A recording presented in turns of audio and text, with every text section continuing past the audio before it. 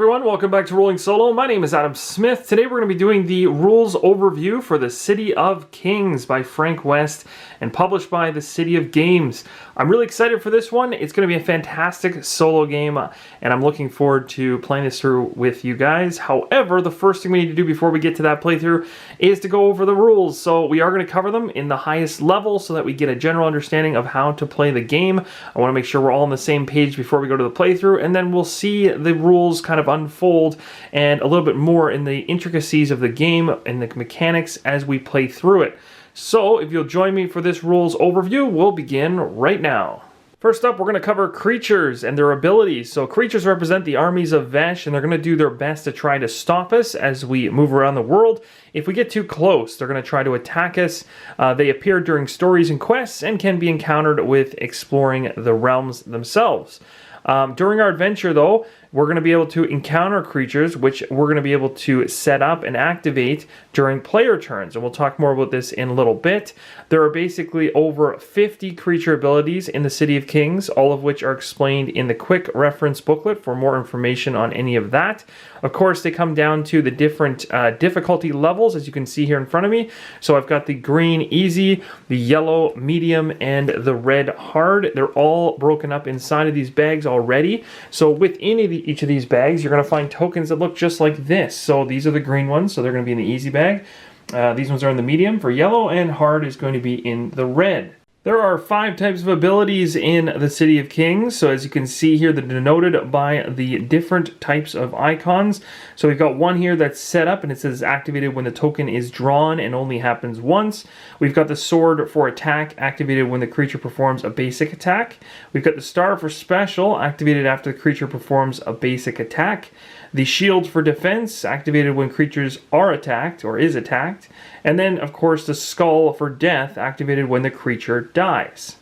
Besides the 5 types of abilities which are standard and we've already covered, there are also bonus stat tokens that can come out. They'll look like this, for instance, and they're simply just going to modify the creature's ability. So in this case, this particular one is going to give +1 to attacks for that particular creature, and below here is a reflect, which essentially means 1 damage is going to be going back the opposite way after the attack or even during the attack. We'll talk more about those later on in the rules overview.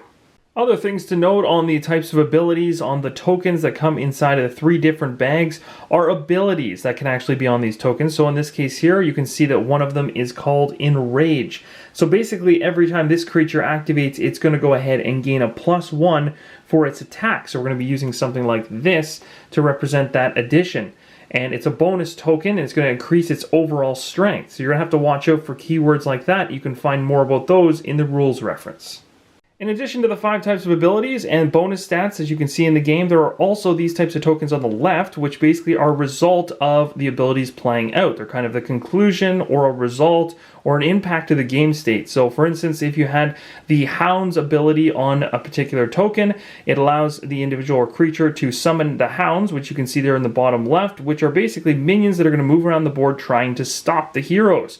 Or if you had some type of, on the token, some wording that said something like Fireball All, then essentially the creature, when it activates, is going to place a strong fire token on all map tiles in range that have at least 1 hero on them. So this is the strong fire side token, and on the opposite side you've got the weak token. We're going to talk more about how the fires work later on, but I wanted to bring these out as a representation of how some of the tokens may seem out of place, but they actually have a dramatic impact on the gameplay, and they'll come into play much through their abilities as well as other ways. Let's move on to the creature setup. So when you're setting up for a creature, you need to choose a creature template, which is this thing right here, and a matching war banner, which I've got right there. So make sure the icons or symbols on each of the tokens and or template are matching, and you've got everything set up that you need. Now all the templates are mechanically the same, so you can pick the one that you think best represents the enemy that you're facing. So you can thematically do that, or you can just do it by picking the first one off the top of the stack.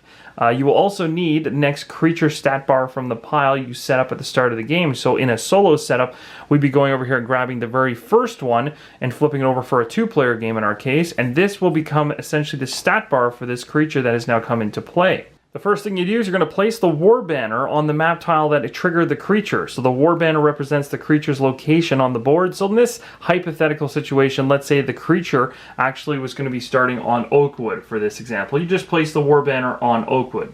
The next step is to take the creature template and place that template and the stat bar next to the player who triggered the creature. So in this case, let's say hypothetically that Calamus Earthshaker was the one who actually triggered this particular monster or creature. So we're going to take this ability template, put it over here on his side of the table along with the stat bar, because it'll be his responsibility to be activating this as part of his turn in future rounds. So again, you're going to want to keep these newest on the left to oldest on the right. Next, we're going to set the health for the creature, and as you can see in the stat bar, it says 3, so we're simply going to take the health tracker and place it right on top of the 3 in order to set up the health. The next thing we're going to do is generate abilities, because every creature will be given a set of random abilities from the ability bags, and those are the green, yellow, and red ones we talked about earlier. There's no limit to how many abilities a creature can have, and the creature can have abilities of different types as well. So the first place you want to look is on the stat bar, because the stat bar is going to have an area here with a color. And basically, depending on how many of that color and which colors are there, you're going to be pulling from those particular bags and that number. So in this case, we have 1 green circle, so we're only taking 1 from the easy bag. And once you pull that token out of the bag, you then have an ability. Once you have that ability can be placed in this ability area on the actual creature template. And there you go. So we got that creature all set up with its starting generic ability. If the creature was triggered by a quest, then read the quest description to see which extra abilities need to be added. If the creature was triggered by a map tile, then check the top left corner of the map tile to see if any bonus abilities should be added. So currently this creature is actually on Oakwood, and this is where the creature began, but you can see in the top left hand corner there's no mention of any green, yellow, or red icons. So in this case it's a bad example, but in a similar situation where a creature showed up and was on a different tile, let's say for instance on this one, you can see there's a yellow icon there, which would cause us to actually have to grab another ability from the yellow or medium difficulty bag. So because the creature was on the Darkwood trees now, this would need a new token from the medium bag, the yellow one, so we'll grab that now and we'll place that in the abilities section on the creature template. If you draw duplicate ability tokens, place one of them on top of the other. They will only activate once.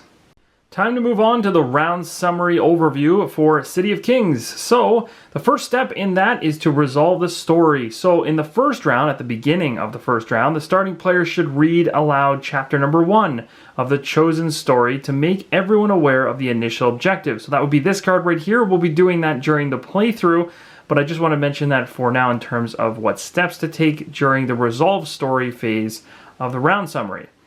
Secondly, on the second round and onwards, check your current objective. If you have met all the criteria for that chapter, then you draw the next chapter card and read it aloud.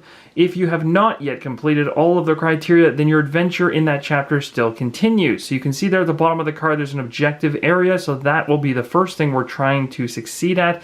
Once we finish that objective, we have to wait until the resolve story phase at the beginning of a round in order to then go to chapter number 2.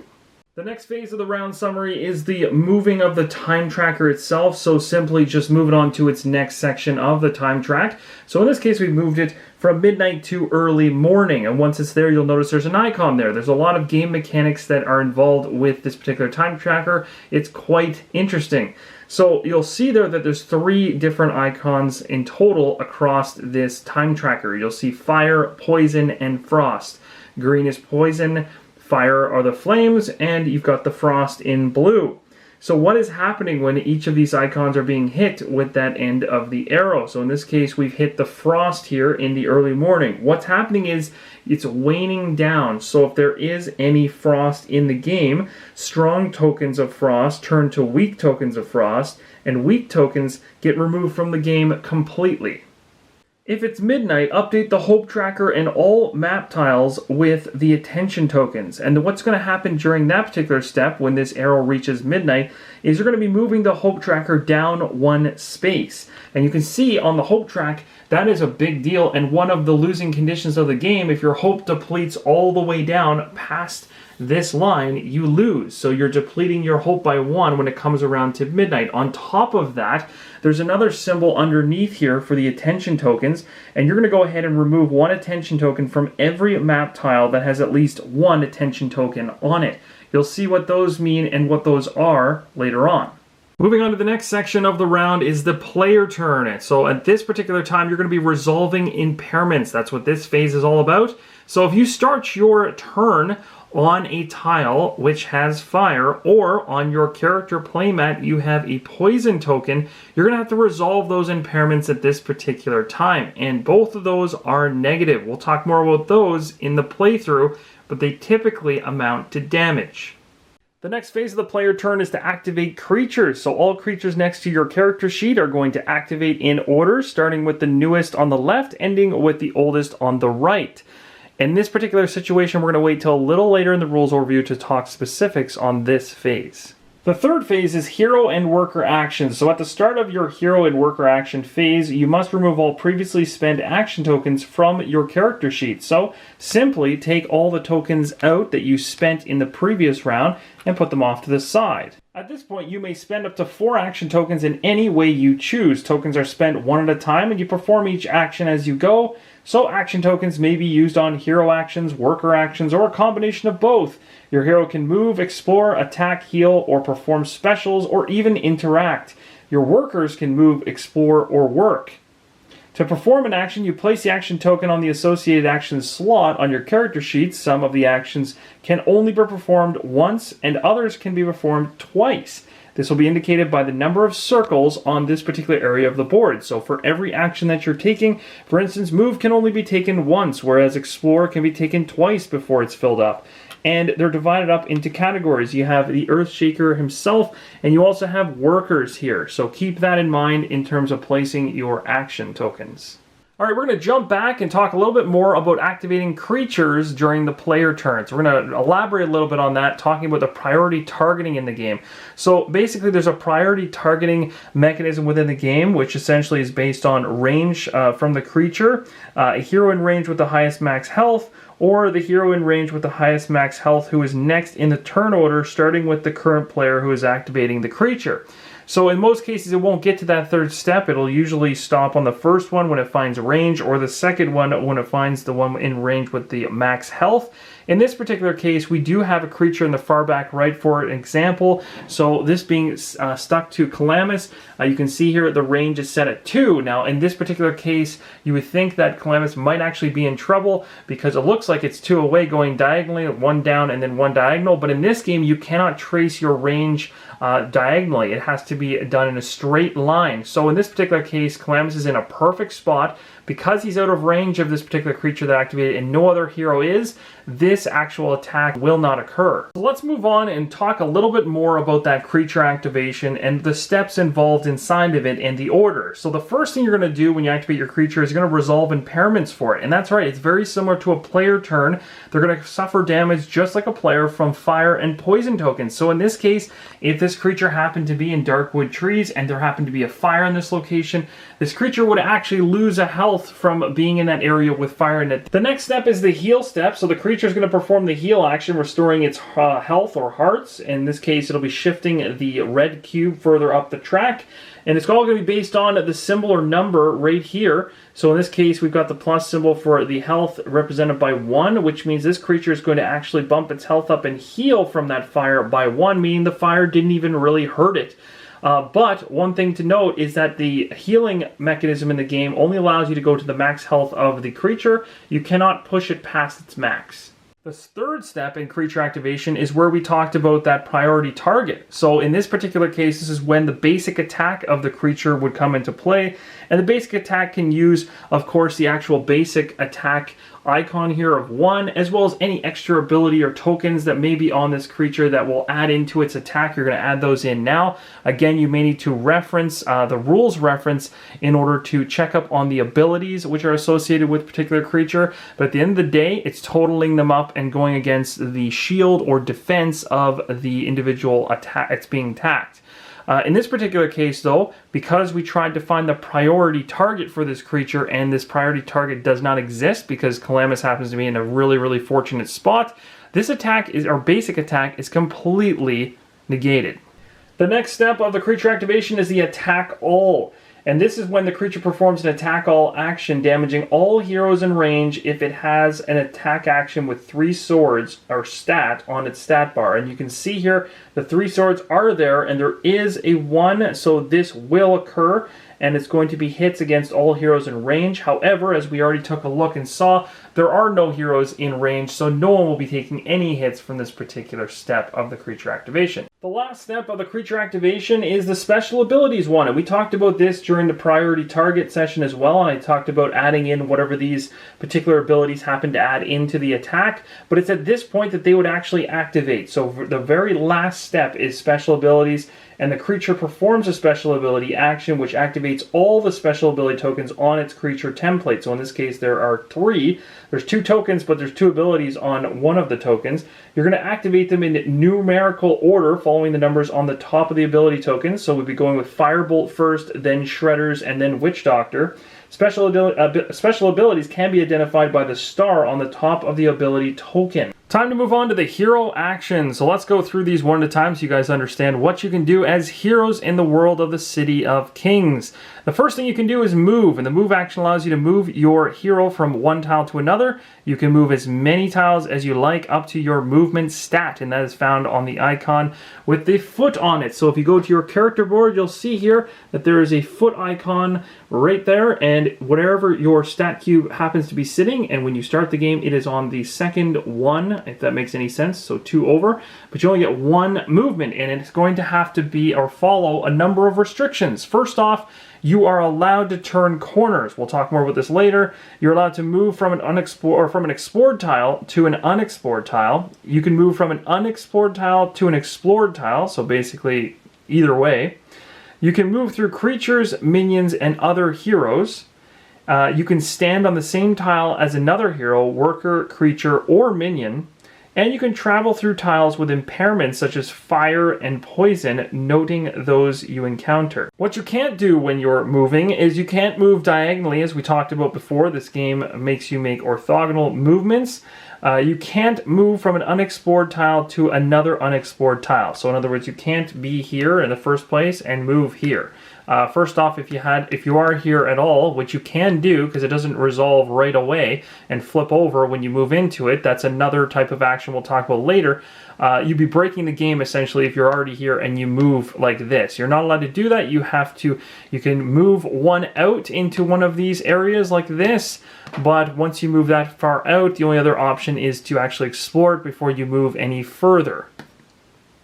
The other thing you can do as an action in the City of Kings as a hero is your special. Now, while this action or these actions that are noted here can't be used right off the start of the game, these are skills that essentially you'll be able to build out over time. They'll fall into the skill tree area here. There's more about that in the rule book. Another thing you can do is to explore. This is actually quite exciting, as you can explore action allows you to basically turn over an unexplored tile. So your hero's going to have to be standing on the tile you wish to explore before you initiate that explore action. So in other words, I cannot be here at the Oakwood tile and try to explore here, here, here, or here.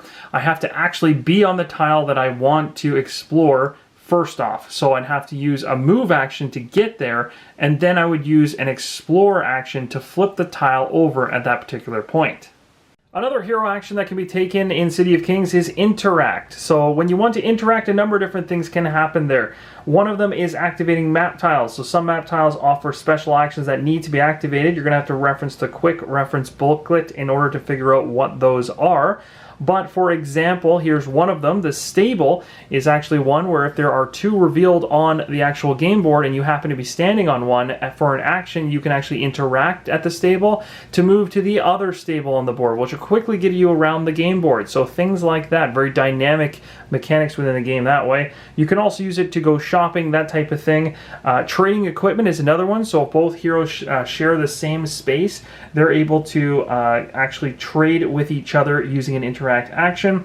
The other thing you can do with interacting is to free others from pits. That's right, these pits. There's a number of them. Either they're in red or even in green, so they can occur in either spot. So if a hero or worker falls into a pit, then they'll need to be rescued, and this can be done by standing on a tile adjacent to the trapped character and using an interact action to free them. Once you free them, they're basically placed on the same tile that you're standing on, which should be adjacent to that pit. Another type of action that you can take on your hero turn is the attack/heal action. So when you do this, there's basically two parts to it. When you're performing it, you may attack a creature or heal a hero. So it's not having both available to you, it's either or. So you have to go ahead and actually decide which of the two you want to do, and you can actually attack or heal over unexplored tiles. So you can see in this example I have Calamus sitting in an unexplored tile, but he is adjacent to or next to a creature that he wants to attack, and I can't attack that creature even though I haven't explored that tile. I'm still able to make that attack. So when you're making an attack, you're simply basically choosing a character in range. So again, you're going to go back to your character sheet, look at the range, check your range. It's 1. So in this case, Calamus is very easily able to target this particular creature. Then you're going to go ahead and grab your stat for your attack itself. So my stat here is 1 for Calamus. If you happen to have any luck available to you, and at the beginning of the game you don't, you're starting with no luck at all, but eventually you'll get it, then that will be added in, as well as any die rolls and bonuses. And then you're going to go ahead and look at the stat bar for the creature you're attacking, and if there's a shield on it, you're going to reduce that value that you've totaled up by whatever that shield value is. Now in this case, there is no shield, so it would be all damage going through, and that's because it's the weakest character out there, because as creatures come out, they progressively get stronger. So if you go down the row a bit and take a look at something like 13, you're seeing there's a shield. So eventually you will get to creatures that have like a defense of 4, and you're going to have enough through bonuses, luck, and your attack strength to be able to get through that barrier of defense. The second portion of that attack heal option is the heal side of it. So if you wanted to heal, in this case I wanted Talora here on the left in a location to heal Calamus, who's on an unexplored tile here, I can do that, and I just have to make sure I have range, and I do, because all the range at the beginning of the game when you're starting out is 1, so I have the range. In terms of my heal ability, I'm at 1, so I'm able to heal 1. If I do choose to heal Calamus, in this particular case, then Calamus would actually get the healing of 1, and that's it, because the only other factors that can add into healing are luck and extra bonuses, both of which right now don't play into anything because we just started the game, but they will add into it later on when you start accumulating those stats. Now, on another note, you cannot go over your max health. So, if I did a heal here, it would be a complete waste of time because Calamus's max health is at 4, so I cannot push my healing, or my current health, I should say, anywhere above the max. So you have to keep that in mind as well. I wanted to mention a little bit about the luck skill. So at the very beginning of the game, the luck skill is 0, and there's a cube that actually sits right on top of it. But once you eventually get to a luck skill of 1, what it really is opening up is a new die. And this die is going to come into play when you make those attack or heal actions, and you're going to be rolling this die. There's a number of different symbols that can come up. So for instance, this is going to be a +1. If you get 1 of these, if you get 2 of these, it's +2. If you get 50%, it's 50%. If you get this, it's no bonus whatsoever. So essentially, those are the different things you can get. And of course, there's 2 here where you get no bonus. So that gets up to all 6 sides. And basically, what you're going to do is add that luck into your attack or into your heal, which is going to either help you or do nothing for you. So if you do increase your luck over time, the really cool part about it is that if luck ends up going to 1 here, and then it goes to 1 again, and then to 2, as soon as you get to 2, you're now not just rolling 1 die, you're actually rolling a die for every single luck that you have, which is going to increase your chances of actually making your attacks as well as your heals even more powerful, because you'll roll these dice and be able to add the results to the particular check. You'll find under the attack and heal action within the rulebook that there's some sections here for calculating damage and calculating heal, and both of them are very useful, and I highly recommend that you run through them and become familiar with the order of operations for them. So essentially, when you're calculating damage here, you're going to use your base attack to add in. You're going to add in any bonuses. You're going to, if you happen to have luck, you're going to roll a die for each luck that you have. You're going to take those results and add them in. You're going to check to see on the creature stat bar if there is a shield or defense. You're going to take that into account by reducing it, that value then, and then you're going to go to the defend abilities to see whether or not the creature has any defend abilities at all, and then put those into the equation. And then finally, you'll deal damage based on what's left afterwards. Reflect is nasty, and basically there'll be some creatures that basically will hit you back after you hit them. If you see this particular symbol, that is going to happen. And then of course it should have a numerical value as to how much comes back at you, and that's how much you'll be reducing your health by. And finally, the golden rule is to always round up, because with these types of results across the luck die, especially like times 50%, things like that, the numbers can get a bit wonky. So in order to know what is the true value, you're always rounding up on all of those additions and subtractions, and sometimes even these percentage boosts as well. On the heal side of things, it follows another very similar mindset. So again, base heal, bonuses, then your luck, and then you restore based on the total value. Now we're going to move along to worker actions, which take place during the player turn. So workers are playable characters whom you manage alongside your hero to perform tasks. So workers cannot attack, they cannot be attacked, and they do not have health. They are not affected by fire, poison, frost, or other such effects, but they do fall into pits at times. Let's go through the types of actions that a worker can perform. So a worker, just like a hero, can perform a move action. However, there's a couple differences. So if I wanted to have a worker make a move action, if it wanted to be worker number 1, I'd just slot that into the move area here. As you can see, each worker can only move twice before it hits its limit within a particular turn. So if I wanted to move with worker number 1, workers can perform the move action twice per round as shown on the action sheet here, as I mentioned, and workers cannot travel through creatures, so you're going to have to work your way around them. If at any time a worker is located on the same tile as a creature, the worker is considered trapped, and trapped workers cannot perform actions or move. They are considered to be out of play until the creature is either killed or moves to another tile. Another action that you can do as a worker is to explore, and if you're going to explore, you're going to follow the exact same rules we went over for the hero. So if you want to do an explore action with a worker, you are completely able to, as long as you follow the hero rules as well. Another action that a worker can take is the gather action. So you just take a look at your character board here and see what stat you have. Currently it starts at 1, so that allows me to roll 1 die. But you also have to make sure that your worker is on a tile that has the resource keyword in the bottom right corner. If that's the case, then you can go ahead and do the gather action. So essentially you roll this die. If you happen to land something like that, which is really good, you're going to gain that resource 3 times over for whichever resource you're going after. There's different resources, like if you're at a lake, you get fish. If you're in a forest, you get wood. If you're in a mine, you get ore. And if you're in a field, you get linen. So there's different things on this die. You can get a single, you can get 3, you can get 2 as well, and another 1. When rolling for a gather or a scavenge, and you happen to land on this icon right here, each time you roll one of these on each die that you have, depending on how many dice you have for gathering in general, if your stat happens to be 4 and you roll 4 dice and 3 of them come up like this, you need to put 3 of those tokens on this particular tile. In this case, I only rolled 1 of them, so I just put 1 down. However, if at any point you place a 4th of this type of token, which is called the attention token, on the same tile, remove all of the attention tokens from that tile, and you're going to set up a creature there instead. The Old Barn holds all the resources you bring back to the City of Kings, which are considered your available resources. These resources are shared between all players and can be used by anyone. At any point in your adventure, if you require resources for a quest, to buy equipment, to build a structure, or for any other task that requires resources, you must have them in and then remove them from the Old Barn.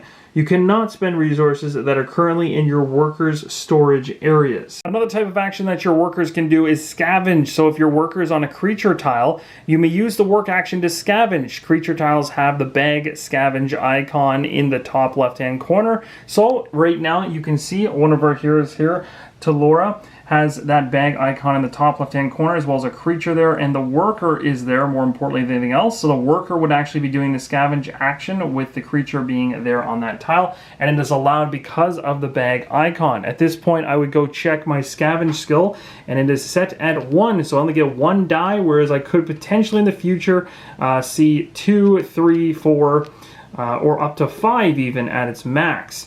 So now I just take my single die and I go ahead and roll it, and I will gain whatever it is I rolled. So in this particular case, this is an item part, and it's represented by a wooden token. However, there are different tokens in the game as well. If you don't have the deluxe version, you won't have the wooden tokens. You'll have some cardboard tokens, but essentially this would now be acquired by my character. If I happen to roll this one here, it would be a fish token. If I happen to land on this here, this is the log, so you get a log token. And lastly, if I happen to land on ore, which is this one right here, I gain an ore token. You can also see, though, there is a chance, a 1 in 6 chance, so a little bit slimmer, to possibly gain some attention token. So again, if I roll this and I happen to be in that location, and this is my result, I'm going to go ahead and have to put an attention token inside of that location. Let's quickly talk about item parts for a second. So if you obtain an item part by scavenging, these behave in the same way as any other resource. A worker can perform a work action while in the City of Kings to remove 3 item parts from the old barn and add 1 equipment card to the trade district. So essentially the trade district is allowing for an item to be made available, placing the card under the trade district header. So you're essentially going to have to be in the City of Kings in order to do so. Once you do it, then it would show up in the trade district here. Once you pay those 3 item parts, you'd have to have 3 of them in order to do this. This can be done multiple times for just 1 work action. For example, you can trade 9 item parts for 3 equipment cards at the cost of a single work action. The next action that the workers can do is the build action. So some tiles are labeled as buildings and can be upgraded for bonuses. So you can see here, this is the Stronghold Phase 1. So it's possible to actually upgrade this throughout multiple different phases to see this building really come to life. However, you'll notice that essentially you need resources of a certain type in order to do this.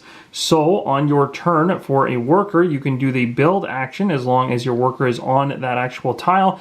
And you also have the resources that the card requests available in the old barn. So you can see here that I have 3 ore. You spend that 3 ore, and essentially this tile would now be upgraded to the second phase of production. Another type of action that can be taken on the worker's turn is to build. So some tiles are labeled as buildings and can be upgraded for bonuses. So you'll see down the bottom right, Stronghold Phase 1. And whenever it says Phase 1, you know that the building can be upgraded to the next phase.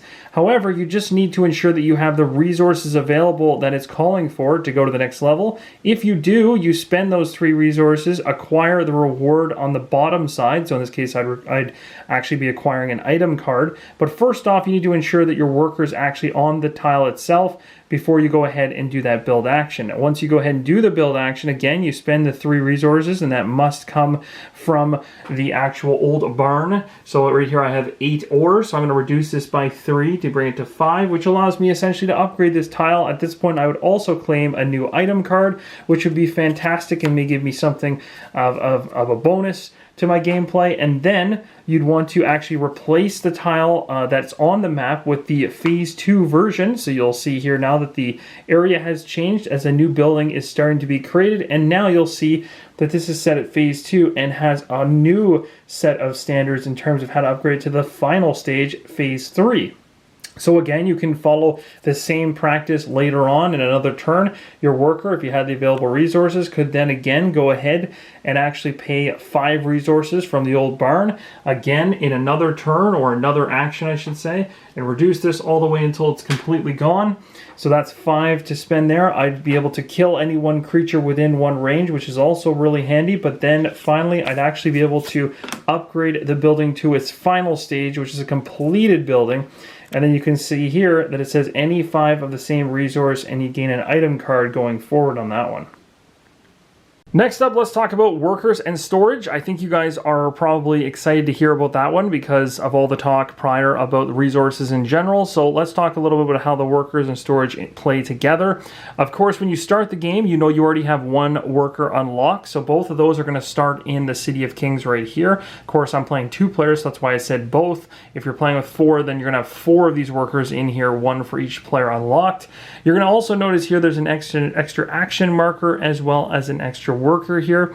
This is obviously going to give you quite the benefit if you can get this 5th action token. When you unlock your 2nd worker, you also get the 5th action token, and for the rest of the game you can perform 5 actions instead of 4. So it's really important to try to drive towards this as quick as possible, because it'll give you an advantage and in a more efficient turn going forward. 4 actions are great, but 5 actions are excellent. Now, in order to get to this particular level, to unlock this 2nd worker, you're going to have at least one of your attributes hit 4. You can see they're kind of grayed in. The anti-knock sheet makes it a little bit difficult to see the color there, but if I was to pull this sheet away, you'd see there's a gray column going straight down through the 4s. As soon as one of these 3 worker-based stats happen to hit 4, then you automatically unlock this area. So it could be in the area of scavenging, gathering, or moving. Regardless, it will unlock this. So that's kind of going to be one of the bigger focuses, is to try to unlock that 2nd worker to give you more options, as well as that extra action token, which is really, really important. Another thing to talk about is trap workers. So workers can get trapped by creatures and minions. If a worker is on the same map tile as a creature or minion, it can no longer perform any actions until that creature or minion is killed or moves to another tile. So very unlike heroes where you're free to kind of do as you please, workers become trapped. Earlier on, I talked about worker storage in terms of worker storage on the playmats for the actual characters themselves. You actually do have storage for resources on your player mat. So when you unlock, or when you start, I should say, with this particular worker already available, you already have access to 6 specific resources that could potentially be stored within this worker. So what's going to end up happening at any time, you can remove any number of resources from your worker storage areas and remove them from the game, placing them back in the supply pile. When your worker is in the City of Kings, you can move all of those resources to store them in the old barn, which is going to be great because, again, a lot of the upgrading of phases through different tiles to build things, it needs to be in the old barn, not in your particular worker's area. So you're going to want to make sure as your worker goes out through the land, is collecting resources, that it comes back into this area here to a maximum of 6, and then you're going to want to get back to the City of Kings with that worker as fast as possible to unload the payload of goods that you've received. Again, if you've unlocked this 2nd worker, you now have 2 workers that can carry up to each individually a max of 6 resources in each of these 2 areas right here, and that becomes extremely useful going forward. I'd like to touch on a little bit about the temporary structures in the game. So workers can also use a work action whilst on the City of Kings tile to purchase a temporary structure. Each of these structures is limited to 2, so only 2 can be in play at any given time. But they take into account different things that you can use to your advantage. You have traps. There's 2 traps. As you can see, this log heading towards an open road where there's also what appears to be a pit. You've got camps underneath, which of course we'll talk more about these as we go forward, and barricades, of course, giving yourself some structural defense. So traps cost 8 ore in order to create. Camps cost 8 fish, and barricades cost 8 wood. When a worker purchases a temporary structure, it immediately goes into its storage area on your character sheet. So temporary structures take up all 6 storage spaces, so no resources can be held by a worker that is carrying a temporary structure. So if you want to take a trap with you, you could do this, and you would go ahead and pick this up and purchase it while you're on the City of Kings, and then you would simply put this in its spot on the given tile area to say that you've purchased it, and it takes up all 6 of the possible spots to hold something. Workers can use a work action to remove a temporary structure from its storage area and place it on a tile it is currently on. So if a worker happens to be at a different tile, something more useful, let's say hypothetically this one was flipped over and this individual's worker was here, we can actually go ahead and spend a work action in order to get this thing off the player mat or off this area, out of storage, and out onto the tile itself. So you're essentially placing a trap on that particular area. So similarly, a worker can use a work action to pick up a temporary structure from the tile it's currently on and place in the storage area. So I can also use a worker or a work action to pick this one back up and put it back into storage again. But remember, every time you do that, that's going to take up all 6 of the available slots for that particular worker. Only once a temporary structure is on a tile, it can be activated by any player at any time, as it does not cost an action. Once activated, you remove the token from the board, so in other words, it can be repicked up or recreated from the City of Kings. What do these three different types of tiles actually do? Well, the traps are going to instantly reduce the health of a creature on the same tile as the trap by X, and then you remove the token. For the blow, X always equals your current level, not your total XP. So if your level is high, this trap's going to inflict quite a bit of damage. If you're only level 1, only 1 damage is going through. So that's something to keep in mind when it is inflicting X damage. It's always referring about your level. Camps, on the other hand, restore health to one hero on the same tile as the camp and then removes the token, again following the same level mechanic. So if you're a level 2, you're going to heal 2 health. Barricades, on the other hand, one hero on the same tile as the barricade can reduce damage taken from any one source, i.e. like a creature or an ability, by X, again, that's based on your level, and then remove the token. So it's just a reduction of damage that's coming towards you, and because you have the barricade, you're able to protect yourself. These are very thematic and make a lot of sense, and I also really like the fact that they can be recycled through use and then also rebuilding them again later on in the game. This part is exciting. This is the level up and stats portion of the rules overview video, so I think this will be interesting for all of you out there. So in this particular situation, you need to know that the City of Kings is based in shared rewards by adding experience points to a single team tracker, and everyone levels up together. So because you are playing cooperatively, or if you're playing solo, it doesn't matter what's going on. At the end of the day, everybody's sharing the exact same XP track, and everyone's gaining off everybody else's success because you're going after the greater evil as a group. So in solo play, you're going to be gaining this all on yourself, which is fantastic. So what you're going to end up doing is taking, again, another one of these trackers and placing it on the 0 XP marker. As you go ahead and increase your XP over the course of the game, and we'll talk more about how you gain XP either now through the rules overview or in the playthrough, but as you move through this XP track, you'll notice there are certain symbols that will pop up. If you've ever seen a green cube, that is a stat increase that everybody gets, and it says increase any one of your hero or worker stats by 1. So essentially, you can come over here and look at any cubed, ability essentially, and bump it up by 1. You can say, well, I want some luck now, so I'm going to move this up to up to 1, and now I'm able to roll a luck die every single time I make an attack or a heal, and that's a great thing. Of course, this would have to be on this particular spot for that to happen, and every hero gets to take advantage of that. Now, as you move along the track, different things show up. Now you're seeing here there is a skill token. So this is kind of an orange skill token represented, but what it really stands for are these discs that we put off to the side, and you're going to basically unlock one. And when you unlock one, it allows you to come to your skill tree where you can see all the different skills that you have, and you're able to pick a skill that you'd like to unlock, and you simply put this token on this skill that you'd like to unlock. So you put it in the area that you've unlocked it. We'll talk more about how this actually works in a little bit as well. Finally, if you happen to go even further than that, and you can see there's actual level numbers as well, so these are going to come into play. You're going to have to reference which actual level number you're on. But once you hit something like this, level 6, you'll see now you're getting a cube and a disc in the same upgrade. So you hit that level, you not only get one of these discs to unlock, but you also get to bump up one of the cube abilities as well. These can be for, like I said, your workers or your hero when you bump that up. So now that we've touched on skills briefly in terms of unlocking these discs through the XP track and then coming over to your player board and picking an actual skill to unlock, there are restrictions, and it is important to know you cannot just place it wherever you like. Things have to be connected in a chain, and you must start small and build up. You'll see here that this is the tier 1 section. This is written as tier 2 and tier 3, and you're going to have to work your way up to get to the better abilities that your character may have that are unique to them. You're also going to be using this as your starting point, so you're going to have to build out from here. You're going to want to look at your skills that are available coming down the line to figure out which of these skills you think you may need first before the others.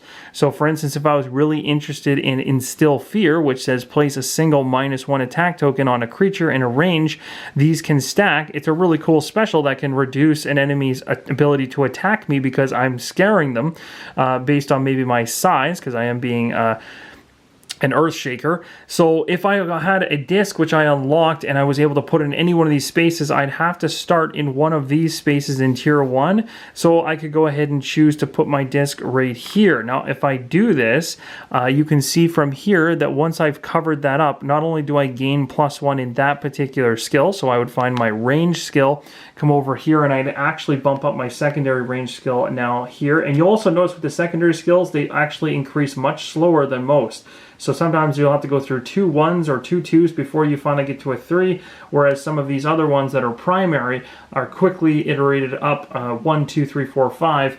So you're going to have to take that into consideration as well. So you'll see I've covered this up. I've gained that 1 range stat, but now what you're noticing is there's lines connecting a number of different options. Of course, the one going south doesn't get me anything, but I also have one connecting over to this, which is the one I want next. So essentially what it's saying is in the future, this is lined up perfectly, because the next time I unlock a skill disc, I can now choose the Instill Fear in order to unlock this guy right here. Now I have ability to tap into that special skill. It's also really important to note, and it might be hard to see from the anti-knock sheets, that the only ones that are connected on all 4 sides are these guys right here. Of course, the ones on the bottom connect to nothing south, but these are not connected. So there is a gap between each of these spots right here. So all of these ones literally directly connect into these areas. So you're going to have to basically build your character through the center in order to branch out and grab the specials or the skills that you require or want for your particular character based on your strategy. Each skill tree is made up of 3 tiers, and each tier contains 4 skills. You can only choose one of the 4 skills from each tier. So, in other words, I couldn't go after this one here. If you're understanding what I'm saying, essentially is I can go after these individual items all I want inside of this area, but these are unique and powerful abilities for the first tier, and I can only choose one of them. So at this particular point, I've chosen this one. I can no longer choose any of these 3. I'd have to move to the next tier in order to try to unlock the next kind of powerful or unique ability. So now we've covered the tiers, let's talk a little bit about the skill cards that actually fill into these tiers as you build up. So when you reach the top of a tier, so in this particular case I put one here and then I unlock this. In order to get into tier number 2, I would need to unlock this ability right here because it's connected, and then from here I could then move into tier number 2. As soon as I'm ready to move into tier number 2 with my next disc and I decide that's where I want to go, I then go to the temple cards that were brought out during the setup and I look at them, and depending on what I'm going after, I choose whichever one I think I want the most and I place it in the tier 2 level. And then at that point I can put my disc on the connecting one. So again, the lines have to connect down through, and I'm also essentially plotting out my course to go up to tier 3. But remember, now at tier 2 I have the ability to go and actually upgrade and obtain one really truly unique special ability for my character. Of course, after taking the skill card, you must replace the skill card that was taken with a brand new card to ensure that the next individual that comes through has the option from 4 cards. Now there are a number of skills on each of these characters, but there's different types of skills. So some of them are going to be listed as passive, and if it's a passive skill, as it shows at the bottom underneath the skill description, this passive skill is basically always in effect for the rest of the game. However, there's going to be other skills that if I had chosen to unlock this one, for instance, which is the Cure Poison skill, this one's a heal and actually requires an action in order to make use of it. Another type of skill that you can run into on your character sheet, and not all characters have this, is an anytime skill. So you'll see an anytime skill with the word anytime at the beginning of the description of the skill. And so it's very easy to differentiate them from the rest of the skills, and they also work differently. They can be used at any time, even during other players' turns. So to use an anytime skill, you must still spend an action token on the necessary action. To use an anytime action on someone else's turn, you must have saved 1 action token on your turn before their turn, and make sure the required action space is left free on your character sheet. So you still have to ensure that you've managed this area of your worksheet as best you possibly can so that you're still able to take that particular action. Another type of skill is the transform skill. So these transform skills require an action and a transform action to activate. Their description will state an action you can no longer be able to perform once transformed. So Vengeful Prayer, for instance, stops you from moving. When using a transform skill, take the X token, transform token, from the supply and place it on your character sheet over the action described. You can no longer use this action. So once you've gone ahead and done the Vengeful Prayer, you're going to go ahead and look for a token that is an X symbol, and you're going to drop it into this space in order to denote that you no longer can do that action. And in this case, it would be Talora's move action, which would get plugged up. And just like that, it's easy to reference that Talora no longer has the ability to move as an action. Now let's say that you wanted to remove the transform token. You simply, to remove it, must reuse the skill on another turn. This time you're going to pay the first action cost to remove it. So in this case, the first action cost is special beside transform. So you take an action and drop it in the special, and then that would allow you to remove the X from the move, and you're essentially reversing things. So this is going to be about adding equipment to your character. So each character sheet contains 4 slots for equipment. 2 slots may be used from the start of your adventure, legs and body, and 2 slots must be unlocked, head and arms, by either upgrading your health, attack, or heal stat.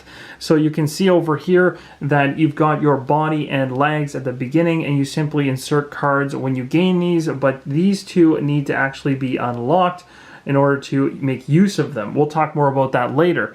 These cards right here are equipment cards, and you'll see how they're broken out right now. So this particular card is called the Orc Head Beater, and so in the top left-hand corner, a banner or a scroll comes down showing the cost. So in this case, there's a whole bunch of linen and as well a log. It's also going to have the name of the card we've already read out. It's going to talk about stat increases that you gain from this. So it's going to be movement and health, which is pretty great. And it's also going to show you where this actually belongs. So this belongs in the arm slot. So at the beginning of the game, I don't have access to the arm slot. So this would not be an example of a card that I would be purchasing in order to use right now, as I don't have that slot currently unlocked. As the game progresses, you're going to want to buy equipment, so your hero can buy equipment displayed at the trade district by visiting a shop or the City of Kings and spending the required resources from the old barn in order to do so. Purchasing equipment requires an interact action, but you may purchase as much equipment as you want for one of those actions. And again, these types of cards are going to be stored up in this area where the trade district actually is. You may be curious at this point, how exactly do you unlock the arms and head slots here on the character sheet? Well, you'll see very easily up here in the primary stat area that there are some icons hiding, and the anti-knock sheet covers them a little bit, but they're just underneath each of the respectable levels that you must achieve before you unlock the corresponding icon and its equipment slot. So if you want to get arms, for instance, if you're able to push your max health all the way up to 10, or your current health all the way up to 10, then you can potentially open up the arm slot. Or you could potentially boost your primary attack to 7 or your heal to 7, and that will work. But the very first one that's going to unlock looks like it's going to be the head at the lower levels. The head only requires unlocking at 8 or more health, or 5 or more attack, or 5 or more health. So this is the quickest one to unlock to give you an extra slot, and then arms will be the tougher of the 2. But either way, you can actually focus on one track and still obtain both unlocks in either case. So when you're equipping equipment for the first time and you purchase that equipment, you must immediately place it in the corresponding slot on your character sheet and update your character stats as indicated. So you'll see here that this is a legs card, which I do have unlocked, so I simply just slot it in like this. I take a look at what I've actually increased, and that is going to be the heal. So my heal now bumps up. So you're not going to be essentially worrying about this card. It'll be here visually, but you're always going to ensure that whatever bonuses that show up on the card have to be tracked as well up here with all the trackers. Don't forget that because it will impact gameplay as you increase and get a little bit stronger as you go through the City of Kings. Now, if there is already a piece of equipment in a slot that you're buying for, it must be discarded and removed from the game. You can unequip equipment at any time by discarding it from the game or trading it with another hero. Remove unequipped equipment from your character sheet and reduce your character stats. removing any stat increases gained from the equipment. So if I was to lose this leg, I would have to drop back down to 1 heal, which was a bonus that I was only applying because of having this on my legs. Trading is a great way to deal with equipment, and if 2 heroes are on the City of Kings tile at the same time, they can initiate a trade by one of them using an interact action. The heroes can then give or receive as much equipment as they want, with permission of course, as long as they both have unlocked the necessary slots on their character sheets. How about we cover a little section about critical damage in the City of Kings? So this would be when a hero essentially has all their health depleted below 1. And so 1 is the lowest that this particular track will cover, but once you go to 0, then you are into critical damage. At this point, there's a few things that are going to happen right away. First off, the actual token for the character is going to return immediately to the City of Kings tile itself. You're going to restore the hero's health to the maximum value, so again, they will gain all their health back. You're then going to remove all impairments and transform tokens from their character sheet, and you're going to reduce the morale tracker by 1. So this is how it's penalizing you basically as you go along. This morale track starts at 3, but the morale keeps going down the more people get defeated. And of course, you can only get defeated so many times before you lose. You've got 3, 2, 1, and then you lose. So this would drop down to 2, and now you're that much closer to losing the game. If a hero suffers critical damage during their turn, they may continue to use any unspent action tokens. Now on the opposite side of things, if a creature actually dies, then check the creature template for death abilities, resolve rewards, and then return it to the supply area. While a player is performing actions for a creature, it is possible for the creature to die. If this happens, the effect of the current ability should be completed, but no further actions should be activated. So the steps you take when a creature dies is you check to see if it has any death abilities. If it does, you activate them. In this particular case, it may. You'd have to double check, but I can see here that it's all based on the abilities that have been placed out. You'd have to reference each of the abilities in the guide to see whether they come into play at this particular point. Check the XP reward on the creature stat bar. So in this case, it is a 2 XP, and that is how much is going to be gained on the XP track for the total of the team. So you would boost this up by 2. Then you come back to this. You return the creature's health cubes, war banner, and template to the supply area. So essentially we're replacing everything. The banner would go back here. This template would go back. And this stat bar would also be removed. Return the creature's abilities to the corresponding bags. So the medium one would go to the yellow bag, the green one going to the easy bag, and then put the creature stat bar in the discard pile. Make sure not to put this back on top of the available stat bars coming down the line. The City of Kings tile is the starting area and will always be revealed. It is part of the corner piece, which is used to track hope, morale, and XP, as we've talked about before.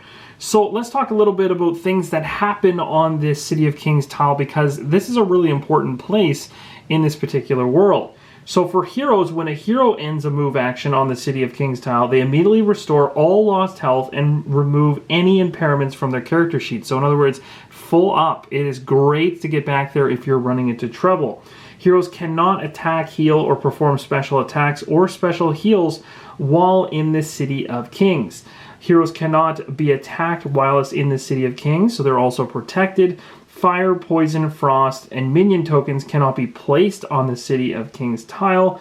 The City of Kings tile is both a shop and a stable. You can buy equipment here and travel to other stables. So as I mentioned earlier in this rules overview, if there's another stable out here, you don't have to have 2 stables out necessarily. You can wait until 2 tiles or 2 stables to travel between them, but the City of Kings itself counts as a stable tile, so you can actually transition from that tile to another stable, getting you quicker across the map and wasting a lot less time. Heroes can also trade with each other while in the City of Kings, as we've already talked about. Workers, on the other hand, when they're in the City of Kings, so these workers underneath are, when a worker ends a move action on the City of Kings tile, they instantly move all resources from their storage area to the old barn. Again, it just gets shuffled over and moved into this storage area, and that's great news either way. You want that to happen because you want those storage, or workers I should say, you want their worker storage areas to be free and clear to pick up more resources. Workers can perform an action to trade resources from the old barn for temporary structures, as we talked about, and equipment cards. So you can be going after equipment cards or those temporary structures like traps or the camp and things like that.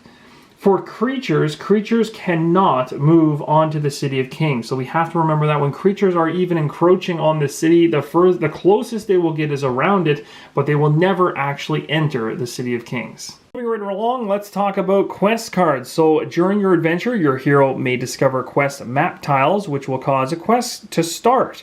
To start a quest, draw one quest card from the quest deck and read it out loud. Some quests will have two options and you will need to choose one. Each type of quest is described in the quick reference booklet. You have group and individual quests as well, so keep that in mind. Group quests are placed together on the table in an area referred to as the quest hub and can be completed at any time by any player. Individual quests are placed beside the character sheet of the player who triggered the quest and can only be completed by that player. Very cool.